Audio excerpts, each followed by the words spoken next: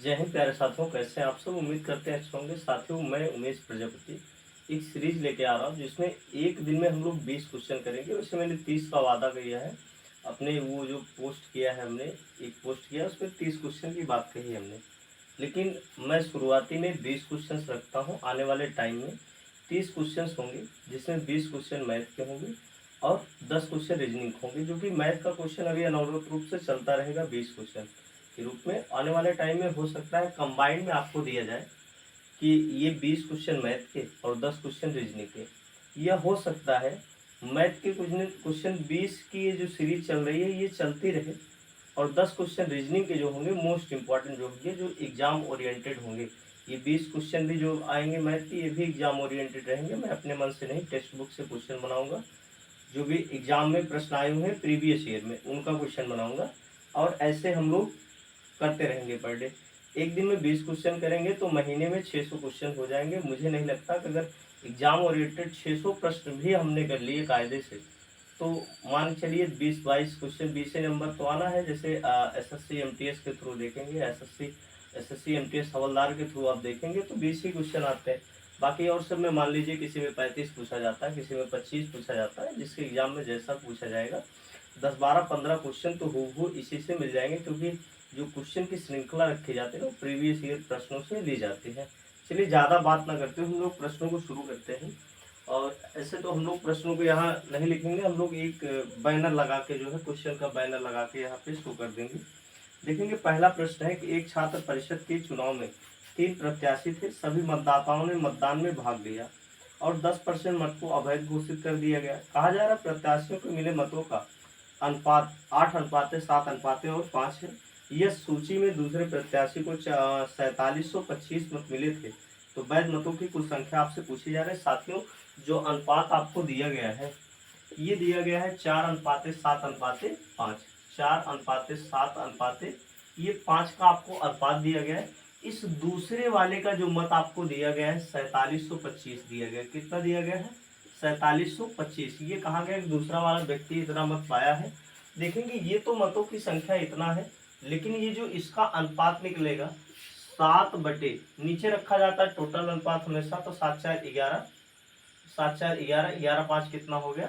16 हो गया। 7-4-11, 11-5 कितना हो गया?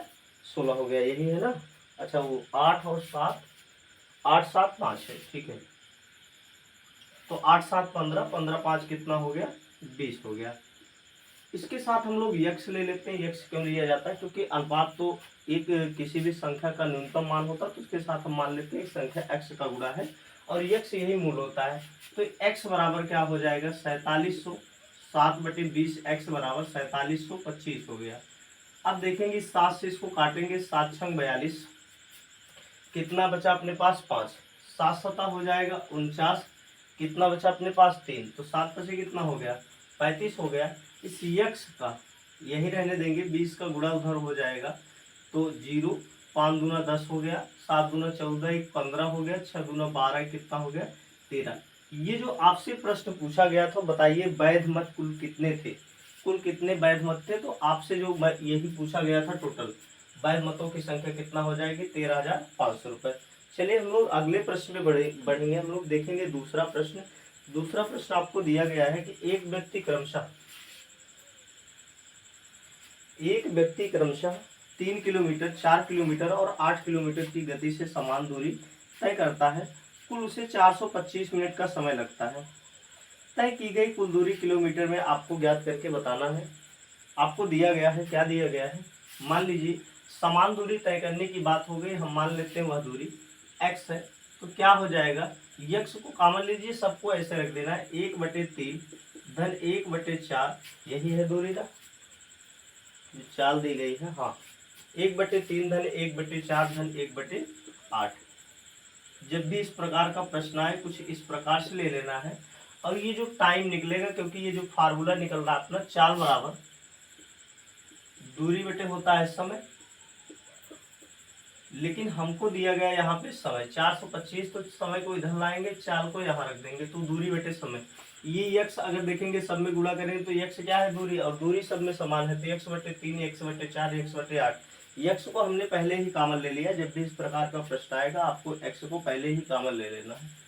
देखेंगे इधर है 425, और लास्ट में आपसे जो कहा गया है कि दूरी बताना है, किलोमीटर में बताना, तो आपको जरूरी है कि इसको हावर्स में बदलिए।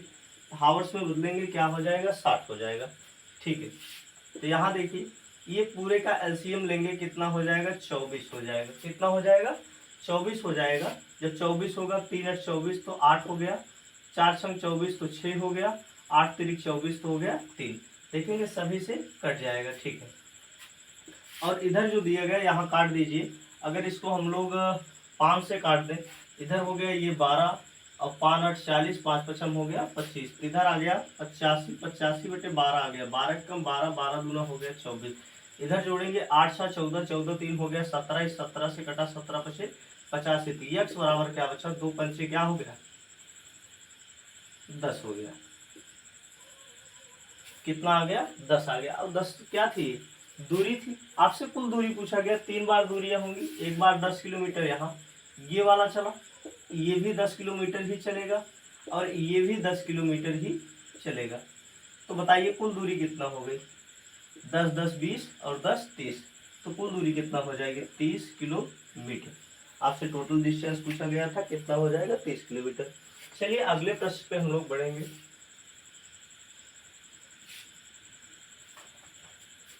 साथियों अगला प्रश्न हम लोग देखेंगे, 3000 की राशि को 6% वार्षिक ब्याज की दर से 4 वर्ष का साधारण ब्याज आपको दिया गया। देखिए 3000 की राशि है, आपको 6% आपको वार्षिक ब्याज देना है, कितने वर्षों के लिए, 4 वर्षों के लिए। जब भी इस प्रकार का साधारण ब्याज प्रश्न देना, आपको बहुत ज्यादा माथापच्ची नहीं करना है।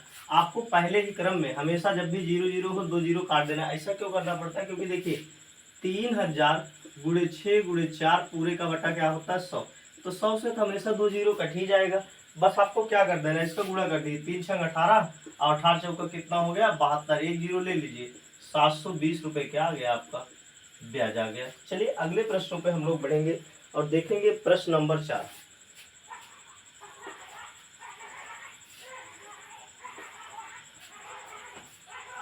अगला प्रश्न है, एक सुरेंद्र एक साइकिल 25 रुपए में खरीदता है और उसकी मरम्मत पर 300 रुपये खर्च कर देता। तो 25 रुपये में खरीदा, 300 रुपये मरम्मत पर खर्च कर दिए, यानी उसका क्रय मूल्य 2800 रुपये हो गया।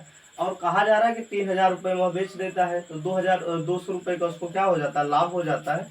उसका लाभ प्रतिशत आपसे पूछा जा रहा है। साथियों देखेंगे 200 रुपये का उसको क्या हो गया, लाभ हो गया, कितने पे, 2800 रुपये, क्योंकि 25 रुपये का खरीदा था, 300 रुपये खर्च किया, उसकी मरम्मत पे साइकिल को बनवाया, कुछ चैन वगैरह कुछ भी टूटा होगा ना, उसको बनवाया, तो 2800 रुपये का उसका जो है क्रय मूल्य पड़ गया, 3000 में बेच दिया, तो 200 रुपये का उसको लाभ प्राप्त हुआ। हम सभी जानते हैं कि लाभ गुणे 100 बटे क्या होता है, क्रय मूल्य, ये लाभ प्रतिशत होता है। 2 0 से हमने 2 0 काटा, जिसको आप चाहे उसको काट सकते हैं, हम लोगों ने काट दिया। ये 2 0 2 से काटा, 14 हो गया, 14 सते हो गया 98, 2 बटे कितना आ गया, 14, 2 1 2, 2 7 14, आपका आ गया 7 सही 1/7%। ये क्या हो गया, आपका लाभ हो गया।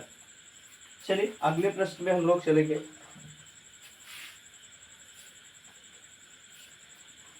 साथियों हम देखेंगे प्रश्न नंबर 5। एक अर्धगोलाकार कटोरा है। कटोरा कैसा है, अर्धगोलाकार है। तो वैसे भी तो कटोरा जो होता है ये अर्धगोलाकार ही होता है। यहाँ पे कहा जा रहा है आपसे, कटोरा किनारे पर 264 सेंटीमीटर गोल है। इस पूरे की बात की जा रही है, और इस पूरे को हम लोग कहते हैं 2πr कहते हैं। और इसकी जो बताई गई है, पूरा जो सर्कमफ्रेंस बताया गया है 264 सेंटीमीटर है। तो 2 गुणे 22/7 गुणे r बराबर 264 हो गया। 2 से पहले इसको काट देते हैं, 22 एकम 22, 4 बचा, और 22 दूना 44, 22 एकम 22, 4 बचा, 22 दूना 44, 2 एकम 2, 2 छंग 12, और 7 छंग क्या हो जाएगा, 42। इधर 7 का गुणा होकर कितना आ गया, 42। आर का मान आ गया। अब जब आर का मान आ गया, आगे आपसे पूछा क्या गया है, कहा गया है कि यदि पे को 6 सेंटीमीटर व्यास वाले एक जो कटोरा और है, मतलब ग्लास है, उसमें बताया जा रहा है कि 6 सेंटीमीटर व्यास वाले अर्धगोलाकार ग्लासों में परोसा जाता है। कितने ऐसे ग्लास होंगे जिसमें परोसा जा सकता है, सीधी सी बात है। तो आपको क्या करना होगा, इस पूरे का आयतन और नीचे वाले उस कटोरे का आयतन। जब भी इस प्रकार से पूछा जाए इतना इसका आयतन है और बताइए इतना छोटे से बर्तन उसके बताइए कितना बार परोसा जा सकता है, कितना बार निकाला जा सकता है, ऐसे प्रश्नों में हमेशा आयतन का प्रश्न होता है। दोनों को एक दूसरे से भाग कर देते हैं, बड़े वाले आयतन में छोटे वाले आयतन का हम लोग क्या कर देते हैं, भाग कर देते हैं, सीधी सी बात है। तो पहला का देखेंगे, ये अर्धगोलाकार कटोरा है, अर्धगोलाकार कटोरे का आयतन जो फार्मूला होता है 2/3। वैसे तो पूरे गोले का आयतन होता है 4/3 पाई आर क्यूब, आधा है तो इसलिए आधा हो जाएगा, 4 का आधा कितना हो जाएगा, 2 हो जाएगा, पाई आर क्यूब बटे हम लोग कर देंगे कितना हो जाएगा, उसका भी होगा 2/3 पाई आर क्यूब हो जाएगा। ठीक है, 6 सेंटीमीटर। हाँ, अब देखेंगे इधर इससे ये कट गया, इससे ये वाला कट गया। अब यहाँ पे क्या हो जाएगा, 42 गुणे 42 गुणे 42, नीचे वाला 3 गुणे 3 गुणे 3 हो जाएगा।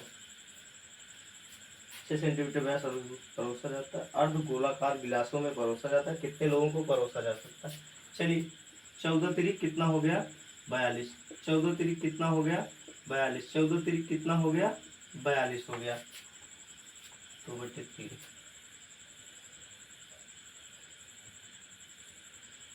अर्ध गोलाकार कटोरा दोस्तों, मान लीजिए कटोरा आधा पेज से भरा है, ठीक है, जितना होगा उसका आधा। हाँ, एक चीज और आपको कर देना है, ये देखिए ये जितना होगा उसका हमेशा आधा होगा, ये जितना भी रहेगा उसका हमेशा क्या हो जाएगा, आधा हो जाएगा। ये हमेशा याद रखना, जो आयतनवा होगा उस कटोरे का भी आधा है।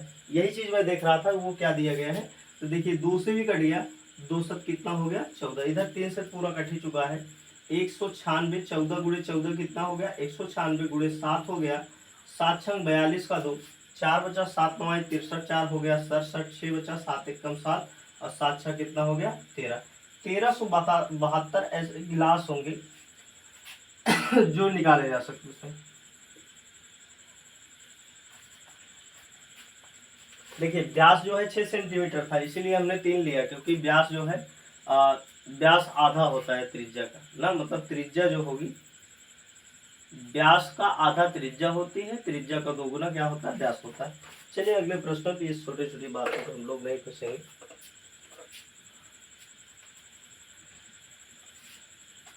अगला प्रश्न है, एक प्रश्न है कि 84 और 108 का एचसीएफ क्या होगा। 84 और 108 का क्या पूछा गया आपसे, एचसीएफ। एचसीएफ का मतलब यह है कि एक ऐसी संख्या जो दोनों संख्या को काट दे और बड़ी से बड़ी संख्या होनी चाहिए, उसके अलावा कोई संख्या ना हो। देखेंगे 12, 12 7 84, 12 9 108, 12 से बड़ी कोई ऐसी संख्या नहीं है, 12 के बाद ऐसी कोई संख्या नहीं जो दोनों को काट दे, ठीक है। तो क्या हो जाएगा एचसीएफ, इसका 12 हो जाएगा एचसीएफ।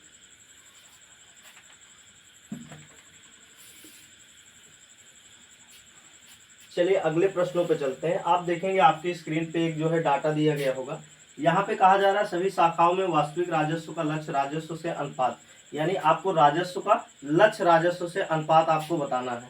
अब जब आप अनुपात निकालेंगे, देखेंगे आप जोड़ेंगे, पहले एक्चुअल जो दिया गया लक्ष्य जो राजस्व दिया गया है, राजस्व आपको जो दिया गया 20 दिया गया, 25 दिया गया, 30 दिया गया और 45 दिया गया, फिर जो है आपको 40 दिया गया। टोटल जोड़ लीजिए इन सबको, 0 5 5 5 10, 10 का 0 हासिल 1, 4 4 4 8 3 11 2 13 13 2 15 15 कितना हो गया 16 हो गया।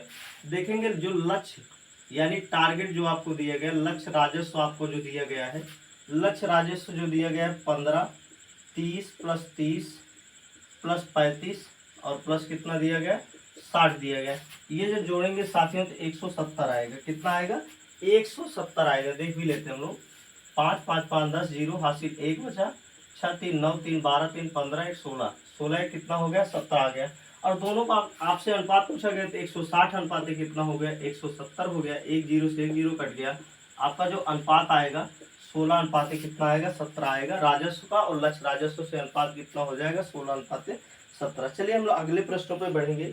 14 सेंटीमीटर त्रिज्या वाले वृत्त के शेष भाग का क्षेत्रफल,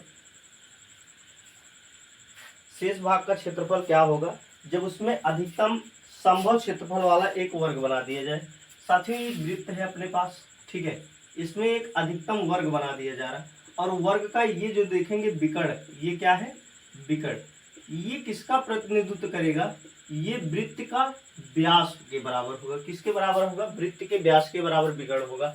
और साथियों यही आपको निकाल लेना है, क्योंकि वर्ग का क्षेत्रफल जो होता है, वर्ग का क्षेत्रफल जो होता है 1/2 गुणे विकर्ण की घात 2 के बराबर होता है। अब विकर्ण हमको पता हो सकता है, क्योंकि त्रिज्या दी गई है 14 सेंटीमीटर, तो इसका पूरा व्यास 14 इधर से 14 इधर से टोटल कितना हो गया, 28 सेंटीमीटर हो गया। यहाँ से हम लोग वर्ग का क्षेत्रफल निकाल लेंगे, 1/2 14 गुणे 14, 2 7 14 14 कितना हो गया, 98 सेंटीमीटर स्क्वायर। ये वर्ग का क्षेत्रफल आ गया। अब हम लोग क्या करेंगे, वृत्त का क्षेत्रफल निकालेंगे। वृत्त का क्षेत्रफल जो होगा साथियों, वृत्त का क्षेत्रफल, हम लोग जब वृत्त का क्षेत्रफल निकालेंगे कितना आ जाएगा, pi R square. Pi R square 22/7 गुणे आर का मान कितना होगा, 14 गुणे 14, 7 गुना 14, अब 22 गुना कितना हो गया, 44, तो 44 गुणे कितना हो गया, 14 बराबर 14 चौका 56 का 6, 14 चौका 56, 56 5 कितना हो गया, 61 आ गया सेंटीमीटर स्क्वायर, क्योंकि क्षेत्रफल हमेशा स्क्वायर में रहता है। अब दोनों का आपसे क्या पूछा गया, आपसे ये पूछा गया कि ये वर्गवा निकाल ले, तो ये जो शेष भाग बचा हुआ है इसका क्षेत्रफल क्या होगा। तो भाई पूरे वृत्त का क्षेत्रफल जो आ चुका है 616 सेंटीमीटर स्क्वायर है, और जो ये वर्ग का क्षेत्रफल आ चुका है 98 सेंटीमीटर स्क्वायर है। तो आप निकाल लीजिए 616 माइनस 98 सेंटीमीटर स्क्वायर। एक बार कंफर्म कर लेते हैं सब कुछ सही है कि नहीं। 1/2 विकर्ण का स्क्वायर, तो 14, अरे 14 14 28, ये मिस्टेक्स हुआ है यहाँ पे, थोड़ा इसको सुधार लीजिए। 28 गुणे 28 हो गया, क्योंकि 14 + 14 हो जाएगा, ये 14 हो गया, 14 अट्ठे कितना हो जाएगा, 112 हो जाएगा। तो हासिल 11 बचा, 14 दूना 28 1 29 कितना हो गया, 39, 392 हो गया। बस इतना ही करेक्ट करना है, ठीक है। 392 इसमें से क्या करिए, घटा लीजिए, 392 जब घटाएंगे देखेंगे इधर बचेगा 4, 11 2 बचा, इधर बचा 5 2, 224 सेंटीमीटर स्क्वायर। ये जो शेष भाग बचे हुए हैं अपने, इनके क्षेत्रफल कितने हो जाएंगे, 224 सेंटीमीटर स्क्वायर। चलिए अगले प्रश्नों पे हम लोग चलेंगे। आपके जो है 8 प्रश्न हो चुके हैं। एक दूध विक्रेता दूध में पानी मिलाकर मिश्रण को क्रय मूल्य पर बेच देता है। क्या करता है, क्रय मूल्य पर बेच देता है, और बेचकर उसे 25% का लाभ कमाना है। तो आपसे पूछा जा रहा है कि मिश्रण में पानी और दूध का अनुपात क्या होगा, दूध का अनुपात क्या होगा, ठीक है। तो एक विक्रेता है, मान लीजिए जो है यक्स पर जो है वो, यक्स छोड़ दीजिए, 125 रुपए का ये मिश्रण हो गया, कितने पे, 100 पे। हर 100 पे कितना लाभ कमाना चाहता है, 125 लाभ कमाना चाहता है, क्योंकि आपसे सीधा सीधा कहा गया 25% लाभ कमाना चाहता है, यानी 125 बटे क्या हो गया, 100 हो गया। तो यहाँ से काटेंगे 25 पंचे 125, 25 चौके 100, 5:4 आ गया। लेकिन याद रखेंगे ये क्या है, अपना मिश्रण है, क्योंकि 100 में ये 25 जुड़ा हुआ है। ये लाभ तभी तो कमाएंगे जब उसमें पानी मिलाए रहेंगे दूध में। और ये नीचे वाला क्या होगा, अपना दूध होगा। क्या होगा, दूध। इसमें क्या है, मिश्रण में क्या क्या होगा, दूध होगा और प्लस क्या होगा, पानी। अगर ये बताइए इस मिश्रण में से हम लोग दूध निकाल दें तो क्या बचेगा, सिर्फ पानी बचेगा। तो दूध ये है, इसमें से निकाल लिए, 1 क्या बच गया, 4। ये आपका क्या हो जाएगा, उत्तर। तो दूध और पानी और दूध का अनुपात कितना हो जाएगा, पानी दूध का अनुपात कितना हो जाएगा, 1:4 हो जाएगा। चलिए अगला प्रश्न हम लोग देखते हैं, प्रश्न नंबर 10। दिए गए यदि किसी वस्तु को 3% लाभ और 6% लाभ पर बेचने से विक्रय मूल्य में 9% का 9 रुपए का अंतर हो, तो निम्नलिखित में से कौन सा विकल्प विक्रय मूल्य के बीच सही अनुपात दर्शाता है। ये देखिए जो अंतर दिया गया ना, ये आपको भ्रमित करने के लिए दिया गया, ये इसका कोई विशेष मतलब नहीं है। आप बस इतना देखेंगे, जब लाभ होगा तो 103 होगा, 103/100। आपसे अनुपात पूछा गया दूसरा, तो 106 बटे कितना हो जाएगा, 100। ये हो गया अपना लाभ हो गया, सीधी सी बात है। और जब लाभ निकल गया तो लाभ है तो अपना हम लोग विक्रय मूल्य निकालते हैं। जैसे मेरी बात समझिए, मैं आपसे कहूँ कि जो है 5 रुपए की वस्तु है, 10 रुपए की वस्तु है, हम कह रहे हैं 5% लाभ पर बेची जाती है। इसका मतलब क्या है, 10 गुणे 105 बटे क्या है, 100। और यही तो साथियों अपना क्या है, विक्रय मूल्य ना होगा। अब विक्रय मूल्य को आपसे क्या पूछा गया, अनुपात पूछा गया, तो यही तो क्या होगा अपना विक्रय मूल्य। आप चाहे तो x लगा सकते हैं, x उससे कट जाएगा, उसका कोई वैल्यू है नहीं, तो निरर्थक चीज़ों को नहीं देखना। देखिए 100 बराबर है, दोनों में कट गया, तो क्या अपना अनुपात बचा 103 अनुपात 106 बचा।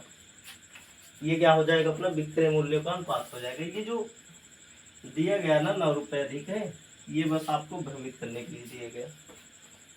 अगला प्रश्न देखेंगे, प्रश्न नंबर 11। दो पात्रों ए और बी में क्रमशः 3:4 और 5:3 के अनुपात में स्प्रिट और पानी का अनुपात है। ठीक है, इन दोनों मिश्रणों को किस अनुपात में मिलाया जाए ताकि पात्र सी में एक नया पात्र बनाया जा रहा है, सी ए बी हो गया, तीसरा पात्र क्या हो गया सी, उसमें कहा जा रहा है मिश्रण प्राप्त हो जिसमें स्प्रिट और पानी का अनुपात 4:3।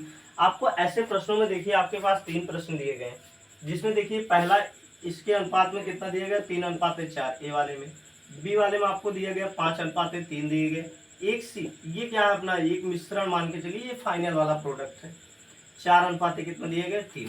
साथियों अब आप कोई भाई एक वैल्यू ले लेंगे, जैसे देखिए पहला स्प्रिट है और दूसरा क्या है वाटर है, तो पहला क्या है स्प्रिट, दूसरा क्या है वाटर, ये वाला क्या है स्प्रिट, ये वाला क्या है वाटर, आपको इसी अनुपात में दिया गया। देखने पहले पहला स्प्रिट है ना, हाँ स्प्रिट और पानी है, ठीक है, पानी को हम लोग वाटर बोले, तो आपको चाहे स्प्रिट का निकाल लेना चाहे वाटर का, एक ही निकालना है, याद रखना है। अगर यहाँ पे स्प्रिट का निकालेंगे तो इसका भी स्प्रिट इसका भी स्प्रिट, अगर वाटर का निकालेंगे इसका वाटर इसका वाटर इसका वाटर। चलिए हम लोग पहला वाला ही निकाल लेते हैं स्प्रिट। देखेंगे स्प्रिट यहाँ पे कितना होगा 3/7, नीचे टोटल लेते हैं 3 लिए हैं और टोटल लेके लिए हैं 7, यहाँ पे ऐसे होगा 5/8, यहाँ पे ऐसे होगा 4/7 होगा। अब साथियों आपको करना क्या है, बस देखिए अनुपात लगा लेना है। अनुपात में पहली बार क्या करना है, देखिए इसमें से ये वाला घटा लेना है, 3/7 - 4/7। ठीक है, पहले कौन सा ले लेना है, ये वाला पहला रखना है, पहले ये वाला, दूसरा वाला अनुपात हमेशा पहले स्थान पर रखना है। ऐसा होता है, ऐसा क्यों होता है बता देते हैं। 3/7 अगर इसको हम लोग बनाए मिश्रण विधि से बनाए 5/8, हम लोग यहाँ से रखते हैं तो 4/7 होगा, 4/7 होगा। देखेंगे ये वाला पहले आ जाता है इधर वाला, और ये वाला कहाँ जाता है बाद में जाता है, तो हम लोग पहले वाला पहले घटा लेंगे। ठीक है, 4/7, तो 5/8 - 4/7 अनुपात, अगला वाला देखेंगे 4/7 - 3/7, ऐसे रख देना। देखिए पहला वाला जो दूसरे वाली वैल्यू होगी उसमें से तीसरी वाली वैल्यू घटाना है, अनुपात लगाना, फिर तीसरी वाली वैल्यू में से पहला वाला वैल्यू घटा देना आपको। यहाँ पे देखेंगे 8/7 कितना हो जाएगा 56, 7/5 35, 8/6 32, 3 बचा घटने के बाद। इधर देखेंगे अनुपात लगाएंगे, हर बराबर है तो एक बार 7 होगा, और 4 में से 3 गया कितना बचा 1 बचा 7। अब देखिए दोनों का एलसीएम निकालेंगे, इधर आ जाएगा 56, इधर भी 56 से गुणा, क्योंकि बटा खत्म करना है ना, 7 और 56 का एलसीएम कितना होगा 56 होगा, दोनों में गुणा कर देंगे, इससे बटा क्या हो जाएगा खत्म, 56 एकम 56, 7 8 56। ये अनुपात जो जाके बनेगा 3 कितना बन जाएगा 8 बन जाएगा। साथ ही ये इसी अनुपात में आएगा, चाहे ये वाली भी वैल्यू आप पूरा रखेंगे ना तब भी यही 3:8 ही आने वाला है। ठीक है, चलिए आगे चलते हैं हम लोग।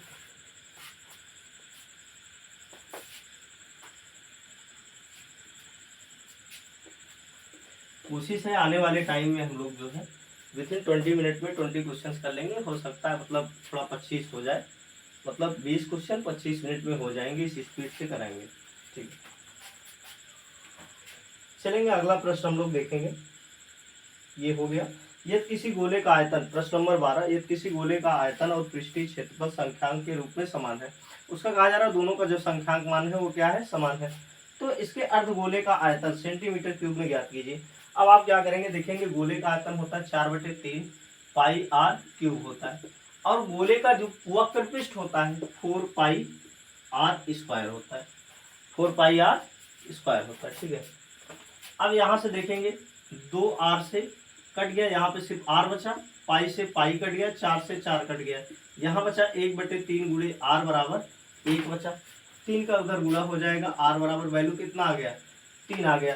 अब आपसे फाइनल में पूछा गया है, बताइए कि अर्धगोले का आयतन, अर्धगोला क्या होता है आयतन 2/3 पाई r क्यूब होता है, तो 2/3 गुणे 22 बटे क्या होगा 7 होगा, और इसका मान रखेंगे 3 गुणे 3 गुणे 3, एक 3 से एक 3 कट गया, अब तो कोई कटने वाला नहीं है, तो 22 गुना कितना हो गया 44 हो गया, गुणे 9 हो गया, बटे कितना बचा 7, 9 चौका 36, 9 चौका 36, 3 कितना हो गया 39 हो गया, 7 से भाग करेंगे, 7 बचा 35, 4 बचा 46 हो गया, 7 छंग 42, 7 छंग 42, 4 बचा 40 हो गया, 7 बचे 35, 5 बचा 7 बचे 35, 5 बचा तो 7 सत्ता कितना हो गया, 7 8 56, 1 मिनट देख लेंगे।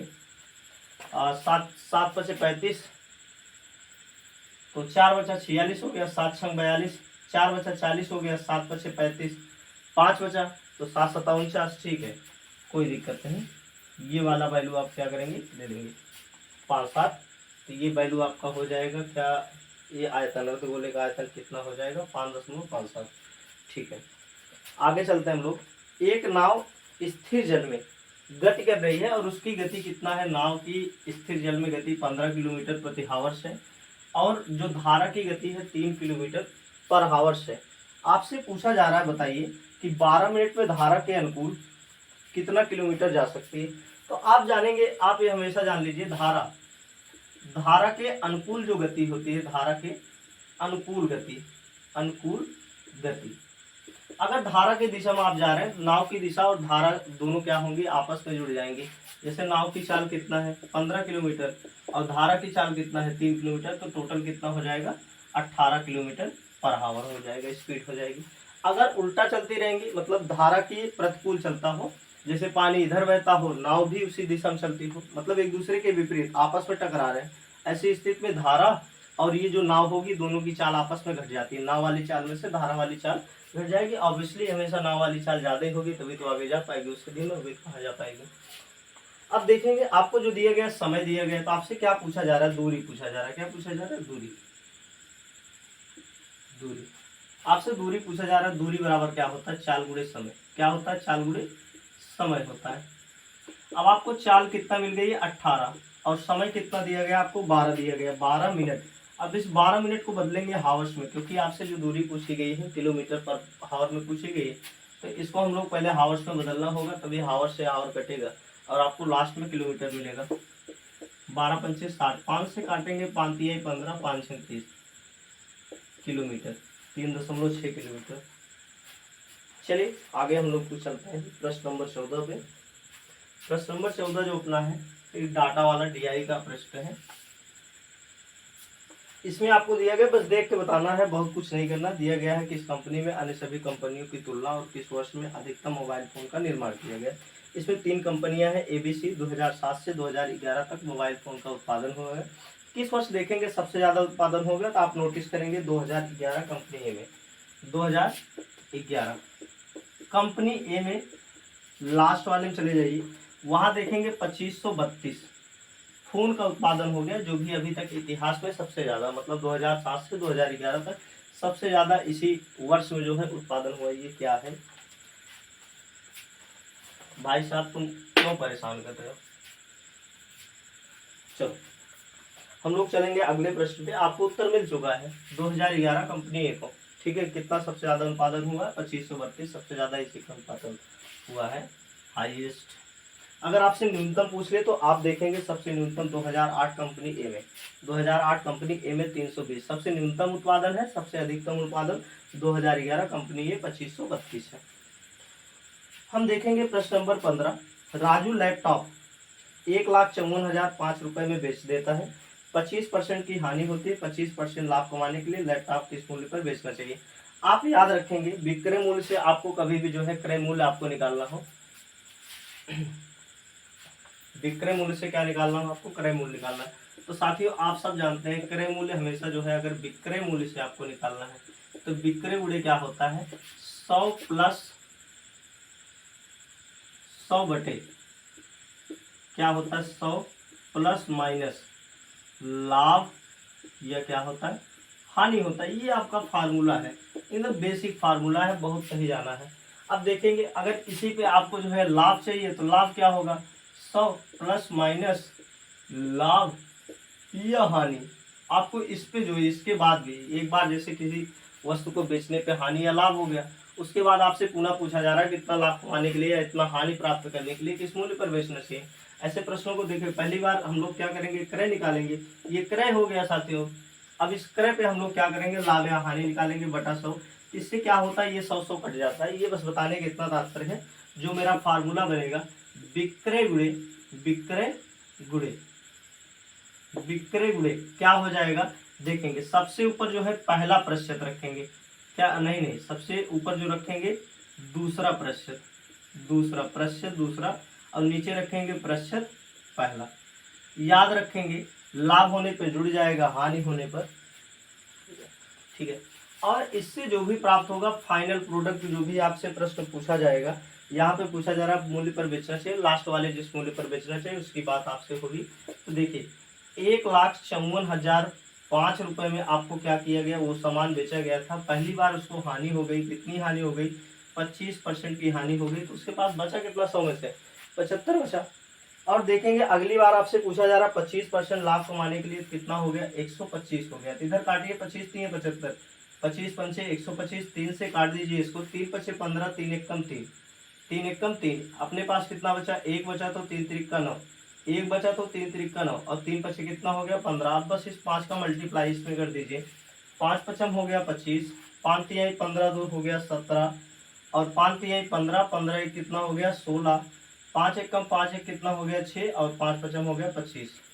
ये आपका क्या आ गया उत्तर। 25% लाभ कमाने के लिए उसको क्या करना होगा, इकाई दहाई सैकड़ा हजार 10,000 लाख 2,56,675 रुपये में बेच दे, उसको 25% का क्या हो जाए लाभ प्राप्त हो जाएगा, ठीक है।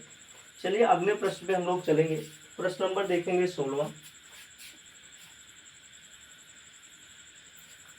प्रश्न नंबर 16 अपना कह रहा है कि 32 महिलाओं के एक समूह की औसत आयु 60 वर्ष है और 40 पुरुषों की एक अन्य समूह की औसत आयु 33 वर्ष है, दोनों को मिलाकर आपसे औसत आयु पूछा जा रहा है। ऐसी स्थिति में आपको विशेष कुछ नहीं करना, आपको क्या करना है, इस 32 का गुणा कर दीजिए 60 से, आपका टोटल निकल गया, ये टोटल आयु निकल गई, क्योंकि 32 महिलाओं की टोटल औसत आयु 60 थी, औसत और महिलाओं की संख्या का जब हम लोग गुणा करेंगे तो टोटल आयु आपकी निकलेगी धन। अगला वाला देखेंगे 40 पुरुषों की औसत आयु कितना है 33, तो 40 गुणे कितना हो गया 33, और देखेंगे महिला और पुरुष कुल मिलाकर कितना 32 और 40 कितना हो गया 4 3 7 72 हो गया।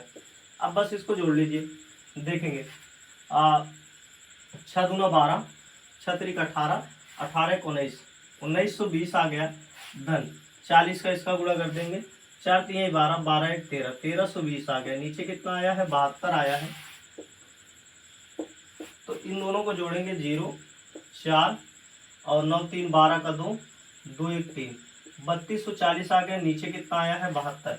सबसे पहले इसको हम लोग काट लेंगे, कितने से काटेंगे 4 से काट लेते हैं ना हम लोग, 4 से, तो 18 चौके 72, 4 से काटेंगे 4 8 32, 4 1 4 कितना हो गया 810 हो गया। 9 से काट दिए, 9 दूना 18, 9 9 81 कितना हो गया 90, 90 बटे कितना आ गया 2, भाग कर दिए कितना आ गया 45। छोटे छोटे अंकों में इसलिए काटते हैं ताकि काटना आसान रहे और ज़्यादा मशक्कत करने की जरूरत ना पड़े। तो आपका औसत जो फाइनल औसत प्राप्त होगा महिला और पुरुष दोनों को मिला के, ये जो औसत होगा अपना कितना आ जाएगा 45। चलिए अगला प्रश्न हम लोग देख लेते हैं। 16 हो गया। प्रश्न नंबर 17 देखेंगे। 2380 रुपए की राशि को दो भागों में इस प्रकार बांटा जाता है कि एक भाग पर 25% वार्षिक ब्याज, दूसरे भाग पर 20% वार्षिक ब्याज प्राप्त होता है।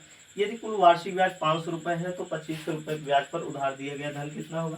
2380 रुपए है तो मान लेते हैं एक धन x रुपए है, तो दूसरा धन क्या होगा 2380 माइनस x हो जाएगा।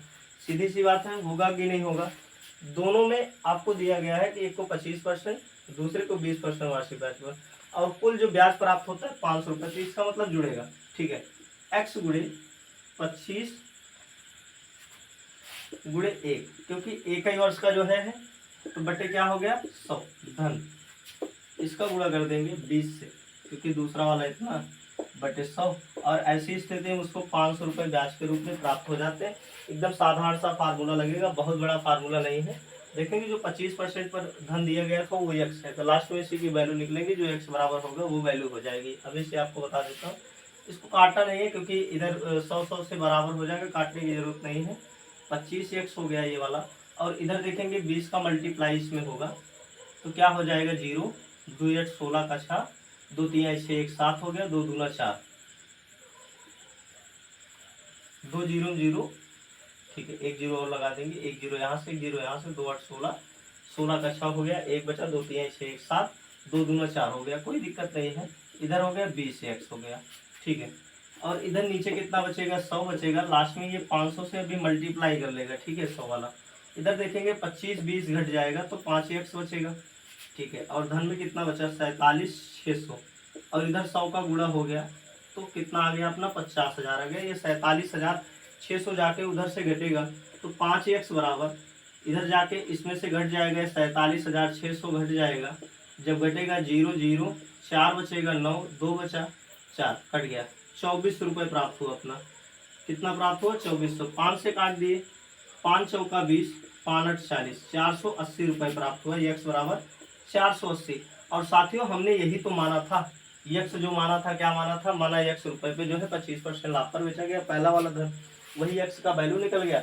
और यही आपसे मान पूछा गया, तो बताइए 25% लाभ पर कौन सा धन दिया गया था, तो यही हो जाएगा 480 हो जाएगा। देखेंगे हम लोग प्रश्न नंबर, ये कहाँ कपड़ा रखा हमने, यहाँ है।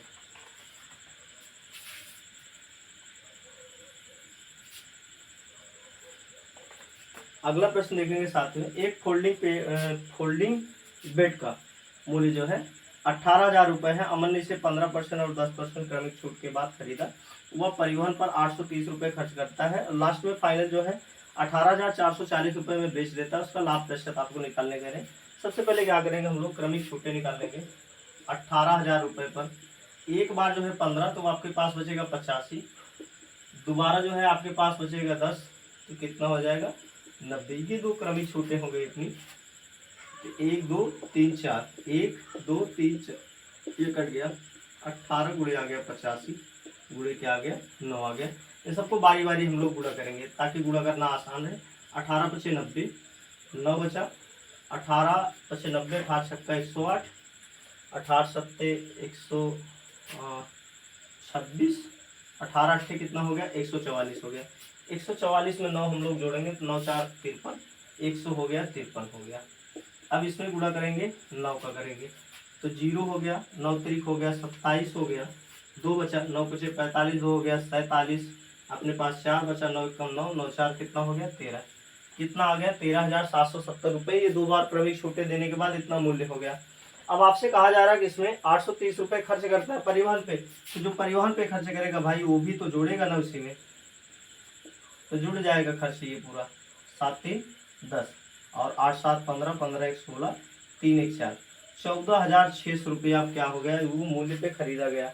अब जो खरीदा, खरीदने के बाद क्या किया, 18,440 रुपये में बेच दिया, तो कितना लाभ प्राप्त हुआ, 18,440 में से आपको घटा लेना है ये 14,600 रुपये। 14,600 रुपये घटा लीजिए भाई, इतने में खरीदा, इतने में बेच दिया गया। आपसे लाभ पूछा जा रहा, लाभ प्रतिशत नहीं, लाभ पूछा जा रहा। देखेंगे 0 4, इधर 14 हो गया तो 8 बचा, और इधर अपने पास बचा 7, तो 3 बचा, ये कट गया। कितना आ गया, 3,840 रुपये को उसको क्या प्राप्त हो गया, लाभ प्राप्त हो गया। एक लास्ट वाला प्रश्न तो बचा है। टोटल मतलब 20 क्वेश्चन तो थे, उसमें एक क्वेश्चन हमने छाट दिया। साधारण गणित में 2 प्रश्न था, सेम टू सेम, मतलब सवाल अलग अलग थे, डाटा अलग थे, लेकिन मेथड सेम था, तो इसीलिए एक प्रश्न हमने निकाल दिया। पहला दिन है तो भूल चूक माफ करेंगे आप लोग। 12 पुरुषों की औसत आयु 6 वर्ष बढ़ जाती है। जब उसमें से 3 पुरुष 36 40 44 वर्ष के आ जाते हैं तो 3 अन्य व्यक्तियों को बदल दिया जाता है। 3 व्यक्तियों की औसत आयु से पूछी जा रही है। 2 तरीका आपको बताएंगे, पहले आपको बेसिक बता देते फिर दूसरा तरीका बता देंगे। चलिए मान लेते उस समय औसत आयु x थी, औसत आयु x थी, तो कुल आयु कितना हो जाएगी, 12x हो जाएगी। कितना हो जाएगी, 12x हो जाएगी। औसत आयु x थी तो 12 लोग थे तो कितना हो जाएगी, 12x। आपसे कह रहे हैं कि उसमें से अगर जो है 12x में से जो है ये 36 और 40 और जो है 44, ये क्या कर दिया जाए, इनको निकाल ही दिया जाए। क्या कर दिया जाए, निकाल दिया जाए। और उसके स्थान पे एक नए व्यक्तियों को, 3 नए व्यक्तियों को ऐड कर दीजिए। माना उन 3 व्यक्तियों का टोटल वजन कितना है, डी है, ठीक है। टोटल तो रहेंगे हमेशा 12 ही रहेंगे, रहेंगे कि नहीं रहेंगे, हमेशा 12 ही रहेंगे। इधर देखेंगे, अब ऐसी स्थिति में 6 वर्ष जो है बढ़ जाएगी। ये औसत था पहले का x, अब 6 जो है बढ़ गया उसमें जो है औसत। जब ये कर दिया जाता है, इन तीनों को निकाल के किसी अन्य तीनों को भर दिया जाता है, तो ऐसी स्थिति में औसत जो है 6 बढ़ जाता है। ये बेसिक तरीका बता रहे हैं। तो 12x माइनस ये टोटल को जोड़ेंगे 4 4 6 4 10, 4 4 8 8 3 11, 11 कितना हो गया 12, 120।